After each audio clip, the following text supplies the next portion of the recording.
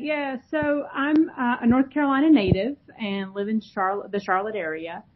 They do call Charlotte the banking capital of the South, so naturally I work at a corporate office at one of the banks downtown.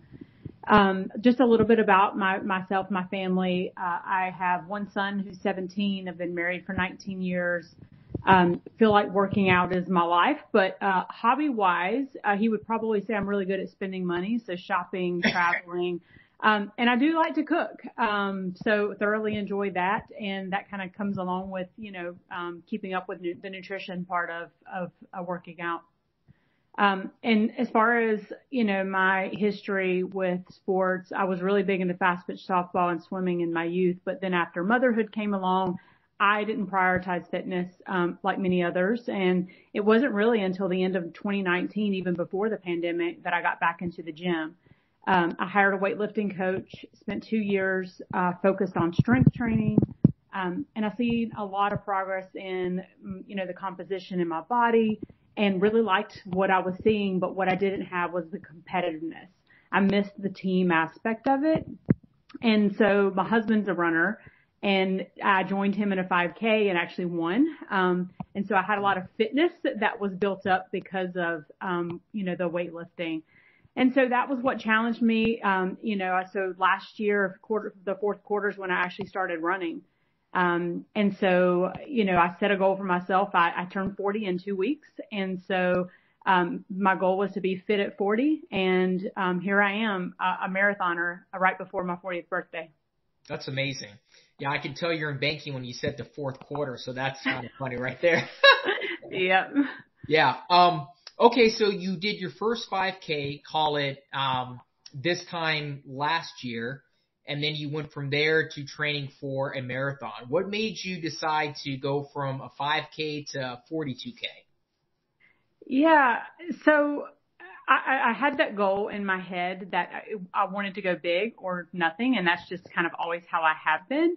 I knew it was going to be feasible, just going into, a little bit of the training and, I think it was again the fitness that I had built through strength training, that it wasn't so much of a big transition to run, because I had done a lot of cardio mixed in and CrossFit and things like that. And so I was fit before, but, fitness through running is definitely just different. But that was what started it. Definitely.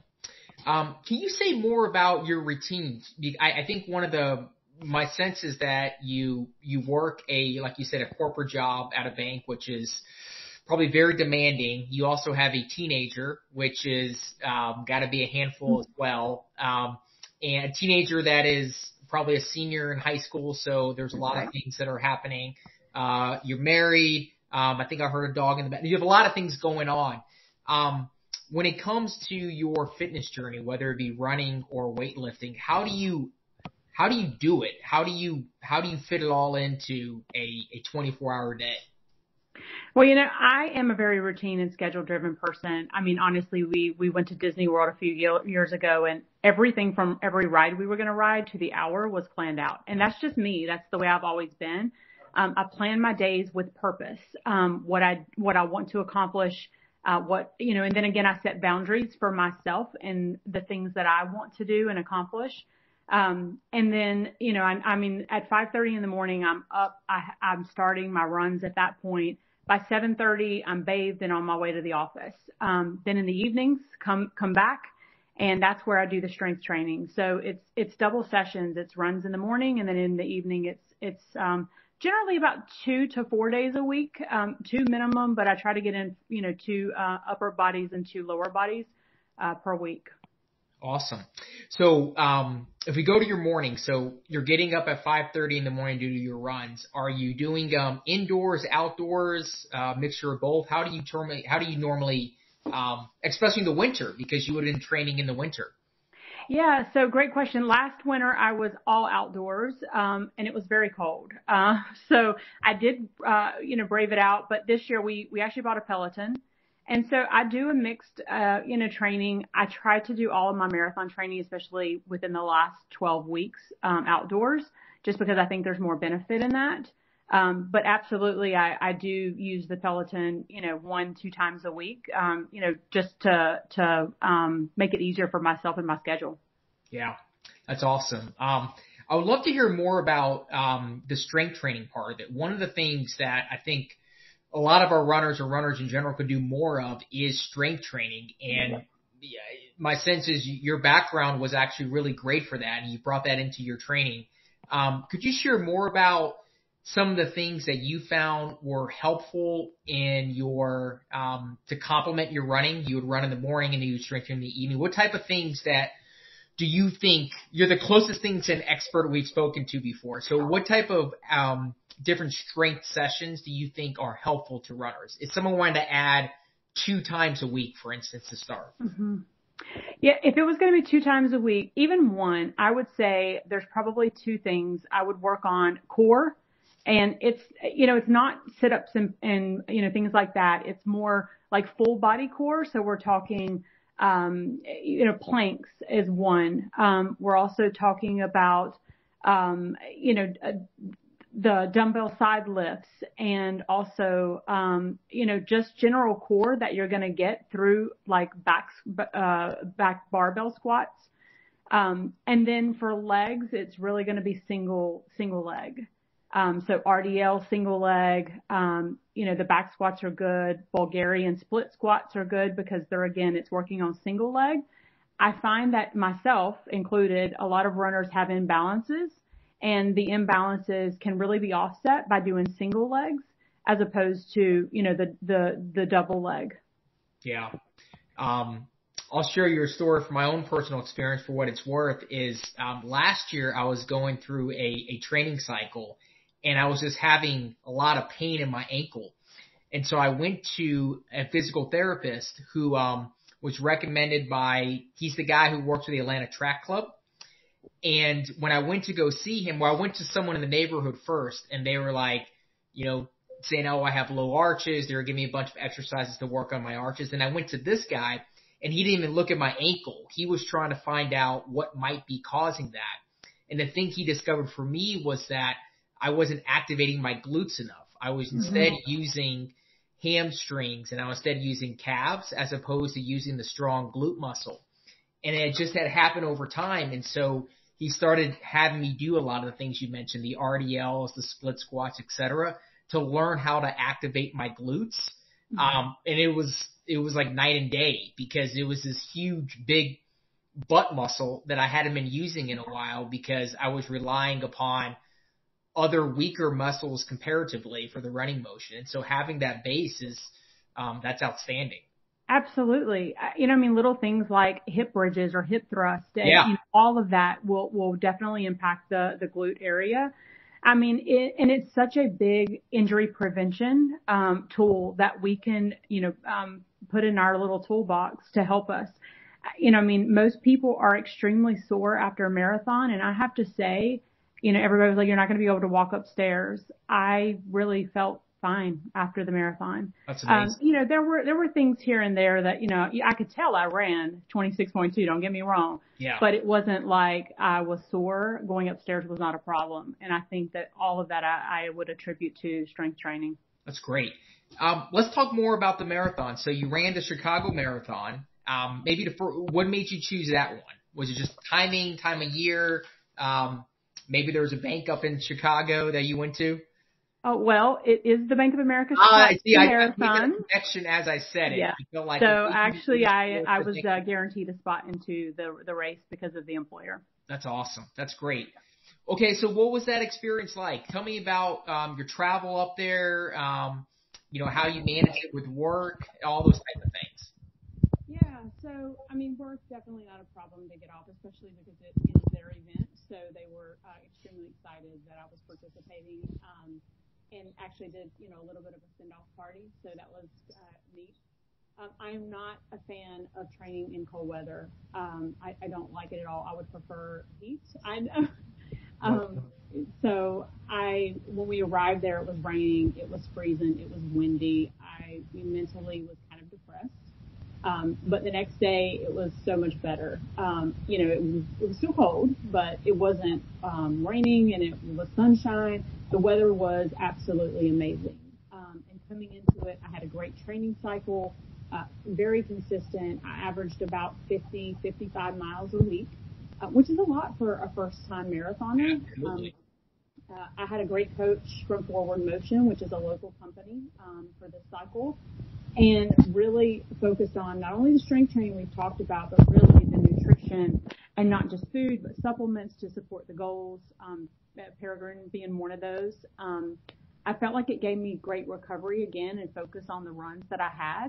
I did end up under goal at the end, so I came in at 3:31 for my marathon time. Not only was it under my goal, but also a Boston qualifying time. So that was pretty exciting to be my first. Congratulations on that. I mean, people work so hard and long to go get that. And even though it may seem like you just got it your first time, I think all your background in fitness and weightlifting and just all the cardio, that all counts. And so that was all part of the journey, and it just kind of manifested there on that day. So that's awesome. Absolutely. Yeah. Thank you, George. You mentioned nutrition. I'd love to hear more about, just in general, how you approach nutrition, I guess kind of during the day, because I think a lot of our runners we work corporate jobs where it's 9 to 5, you're away from the kids, you come back home, there's a lot of things going on. How do you approach kind of your nutrition throughout the day to fuel yourselves for workouts as well as, to have the energy to eat well? It's probably not going to surprise you that everything is very planned. Yeah, that's why I had to ask. I was like, I got to learn more about the routine. Yes, so I'm definitely a meal prepper. Every weekend it is planning for the entire week, and that's, breakfast, lunch, and dinner, and not just for myself, but my family. It does make it challenging. I actually am pescatarian, so I don't eat any red meat or pork. It's just pretty much seafood and more vegetarian options, tempeh and seitan and things like that. So I actually end up cooking 2 to 3 meals for my family because we all eat very differently.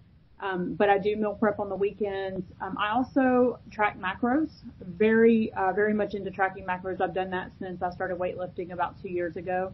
And always looking to challenge myself in this area because I find that, especially because of the calories that you burn running, that you definitely have to eat enough and have the caloric input to support and fuel your body. And so that's an area that I'm continuing to work on, is to ensure that I have the right micronutrients, the caloric intake to support strong recovery and performance. Yeah. I'd love to hear more about your meal prep. So you said that you start on Sundays. What does it look like? Do you cook? Is it like one meal that you cook that's the same for all 5 days? I'd love to hear more about actually, if you were giving advice to someone who wanted to meal prep for the first time, what would you suggest? My meal prep looks very different. I'm just not a person that can make something on Sunday and eat it 4 days later. So that's not me. My meal prep looks like I use MyFitnessPal, so it's the app that you track your macros. So I plan out everything I'm going to eat, even snacks, so that I know how many calories I'm fueling my body with, what the macro breakdown is, and I go ahead and start preparing them, like packaging things up. So if it is, if I'm taking some, crackers to eat with cheese, then I'm weighing my crackers and I know what portion size I'm taking. So that's done every week for lunches. That way, I'm at work and, can just grab it in the morning and take it with me. Breakfast, I normally just eat the same things every day. So that's not really that hard for me. And generally for breakfast, it's going to be either overnight oats with protein in them, regular oatmeal with protein, and so, and obviously a banana. We have to have those as runners, right? So that's kind of what it looks like for me. And then for afternoons, generally I will make, like if I'm going to do sweet potatoes, then they're all cooked on Sundays. So I don't have to wait for an hour and a half for a sweet potato to roast. So it's kind of like that. It's sweet. It's prepping for the week. But, again, I'm not one of these that gets out 5 different containers and puts everything in there. So my meal prep looks very different. And, everybody has their own way to do things. Yeah. No, that's great. I think with a little bit of effort, there's a lot of things that you can go do, which is pretty cool to hear. Well, maybe the last question for you, and then I'll flip it over to see if you have any questions for me. Overall, what was your takeaway from running a marathon? Is this something that that you enjoy doing? Is this something that was not as fun as maybe it could have been? How would you sum up your entire training experience as well as race day?